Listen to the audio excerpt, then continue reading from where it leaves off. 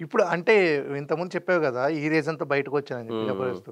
అందుకేనేనా ఇప్పుడు 12 ఇయర్స్ జరిగింది. అందరిని కలుసుకున్నారు. రీయూనియన్. రీయూనియన్. హ్మ్. దాంట్లో లేకపోవటానికి కారణం దానివల్ల నువ్వు హర్టయ్యి ఇంకెళ్ళలేదా? వాళ్ళు పిలవలేదు.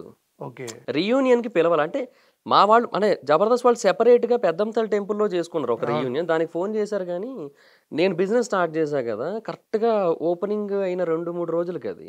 సో, 'దర్ఫీ' అని ఒక కేఫ్ స్టార్ట్ చేశాను అవును. నేను వైజాగ్‌లో. దానివల్ల నేను రాలేకపోయాను కానీ, ఆ రీయూనియన్‌కైతే వాళ్ళే ఇన్వైట్ చేయలేదు.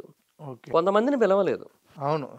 'కిరాక్ ఆర్‌పి', 'అవినాష్' 'జీవనాన్నని' పిలవలేదు, నన్ను పిలవలేదు, 'శశి అనని' పిలవలేదు. అంటే అందరిని పిలవలేకపోయావని కూడా ఇది ఏవో చర్చలు జరిగాయని అనుకున్నాం. మేబీ అయ్యుండొచ్చు. ఆర్ వాళ్ళకి వీళ్ళు లీస్ట్ ఇంపార్టెన్స్ అనిపిచ్చుండొచ్చుగా. ఓపెన్‌గా మాట్లాడుకుంటే అదే రీజన్ ఉంటదబ్బా! ఓకే. ఏముంది ఇంకో సోఫా ఏసేస్తే అయిపోయేదానికి. 'జబర్దస్త్' నీకు ఏమిచ్చింది అంటే ఏం చెప్తావు? పేరు అదే నా పేరు పక్కన ఆ ట్యాగ్ ఇవాళొచ్చింది అండ్ నేను రివ్యూస్‌లో from the day one popular గదా! బికాజ్ 'జబర్దస్త్' వల్లే గదా! సో, నేను 'జబర్దస్త్' వల్లే నాకు ఇప్పుడు ఈ ఫేమ్ వచ్చిందని నమ్ముతా. ట్రెండింగ్ టాపిక్స్ అది నా ఎఫర్ట్ ఉంటది. నేను దాని గురించి ఏదైతే తెలుసుకొని రీసెర్చ్ చేసి మొత్తం అంతా చేస్తుంటానో అది వేరు.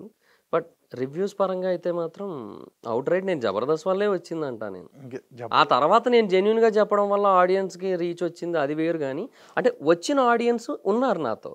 జెన్యూన్‌గా చెప్పడం వల్ల. జెన్యూన్‌గా చెప్పకపోయినట్టయితే వచ్చిన ఆడియన్స్ ఎళ్ళిపోను. 1,000,000 సబ్‌స్క్రైబర్స్‌కి దగ్గరవుతున్నావు. దగ్గరలో ఉన్నారు. ఓకే. ఇంకొక ఎలా 12,000, అనిపిస్తుంది? 12,000 అలా బ్యాలెన్స్ ఉందింకా. ఎలా అనిపిస్తుంది? బావుంది happy. Nice. I am feeling very happy.